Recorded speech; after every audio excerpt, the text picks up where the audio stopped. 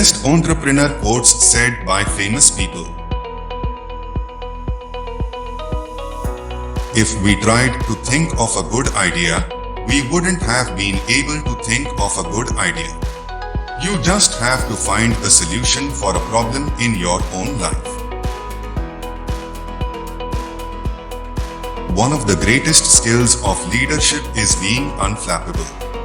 Anytime you do anything in the world, there is going to be criticism. When you are building a startup, it's difficult. Particularly, a startup that is expanding at the rate of Tinder. You have to give 100% and you have to be committed. Solving the problem has to be personal or else you are going to disintegrate. Success depends on employees. For me, knowing and connecting with my employees is very important. Selling is not a pushy, winner takes all, macho act. It is an empathy-led, process-driven, and knowledge-intensive discipline. Because, in the end, people buy from people.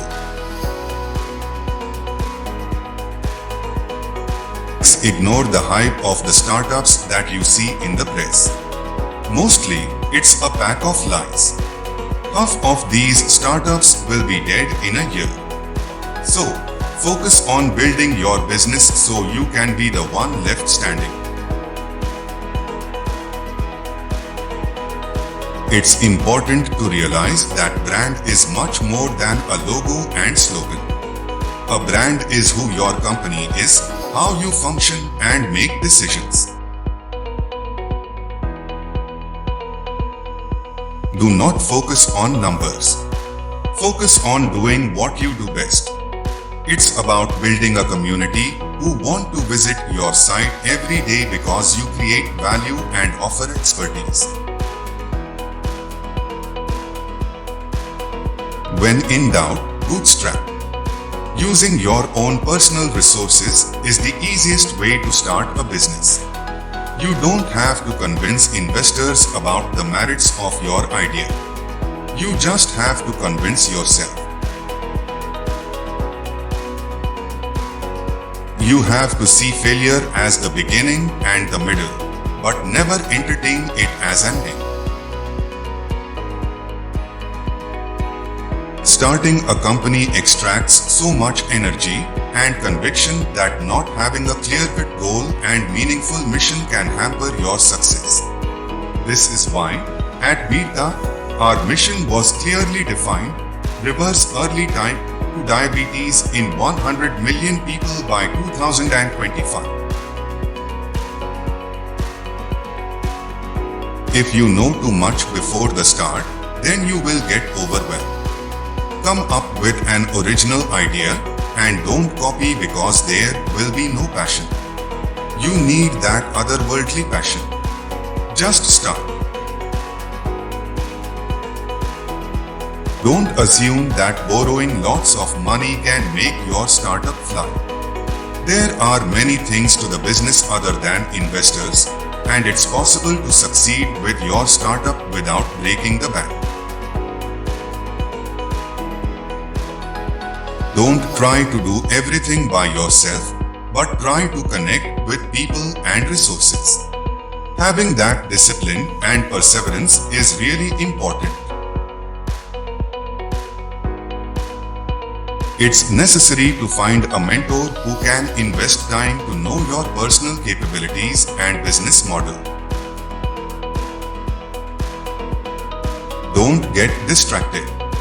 Never tell yourself that you need to be the biggest brand in the whole world. Start by working on what you need at the present moment and then what you need to do tomorrow. So, set yourself manageable targets. You have to get good at ceding control and not taking things personally. Even seasoned entrepreneurs have struggled with that. I think it's about not taking failures personally and also not taking successes personally. No matter how many customers you have, each is an individual.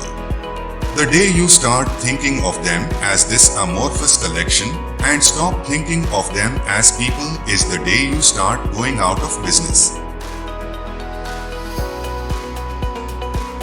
Your ability to attract, evaluate, and forge strong working relationships with co-founders, early employees, and investors often mean the difference between failure and success. Fundraising is much easier now because of crowdfunding. Take advantage of that.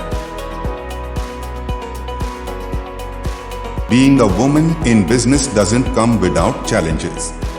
My advice: surround yourself with other supportive women that encourage you, share ideas, and get you motivated.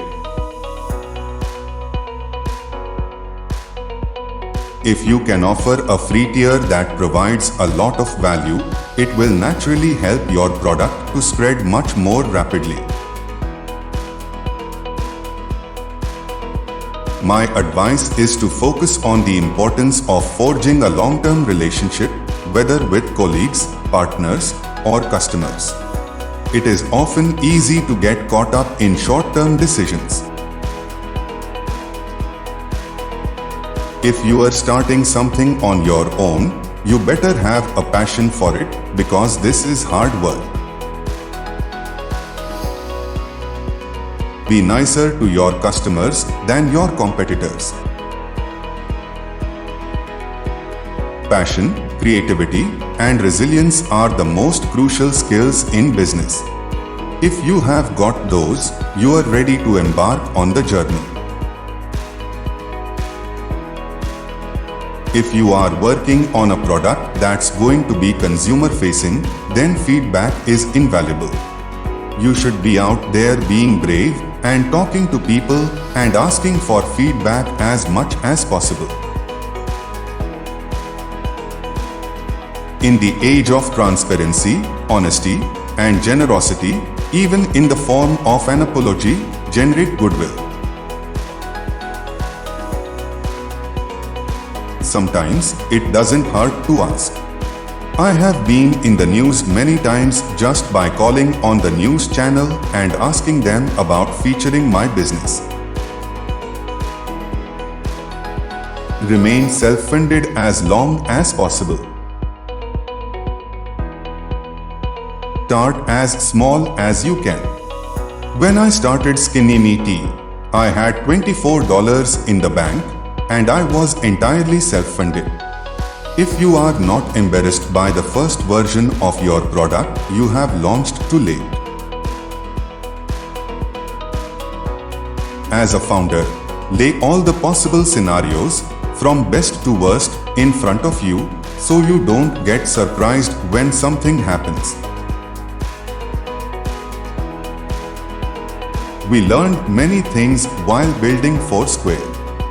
One of the most important lessons is to be clear to investors about what the company will and will not do.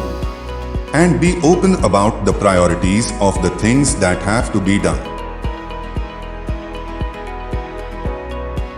Don't let others convince you that the idea is good when your gut tells you it's bad.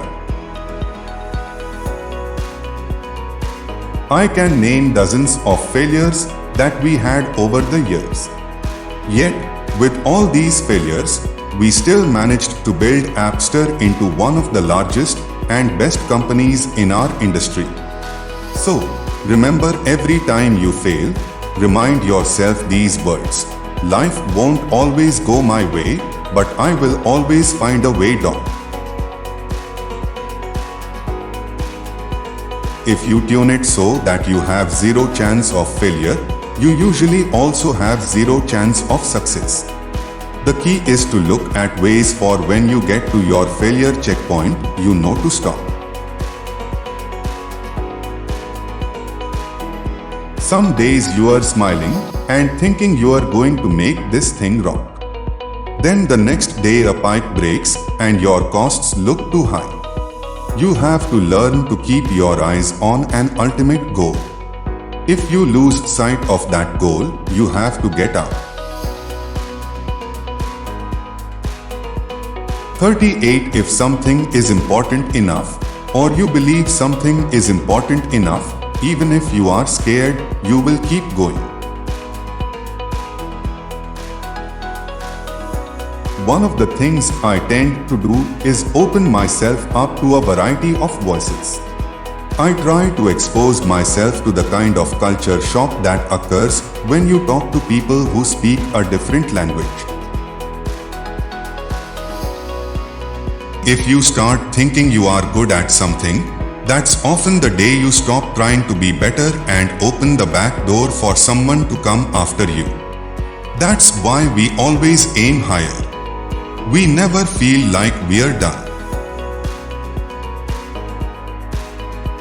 Only the paranoid survive.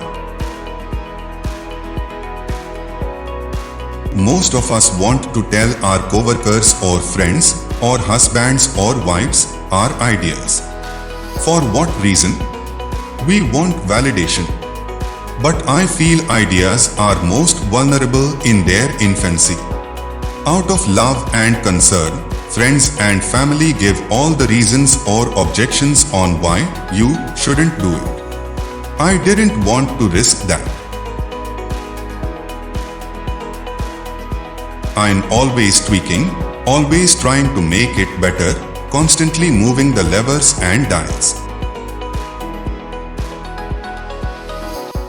It starts with not having a hangover with the way things used to be. There is something artificial when everyone is agreeing with each other. It's useful to indulge people who don't agree and see their viewpoint or force yourself to explain things better.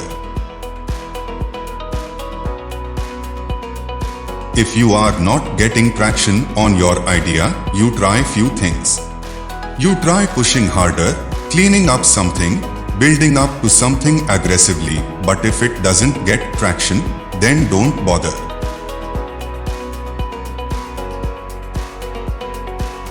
It's very important for entrepreneurs to look for people in the company who are not afraid of failures, for example, entrepreneurs. They make a business more successful by thinking like an entrepreneur, but within a company. If we are going to be part of the solution, we have to engage the problems. Don't let anyone convince you that your dream, your vision to be an entrepreneur, is something that you shouldn't do.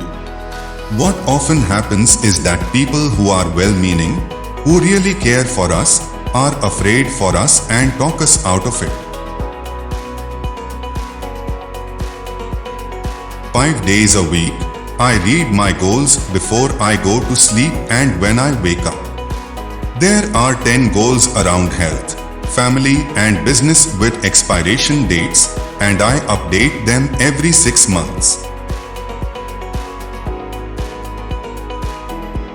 There is no royal flower-strewn path to success. And if there is, I have not found it, for whatever success I have attained has been the result of much hard work and many sleepless nights. Thank you for watching. Please like, share and subscribe for more inspirational video.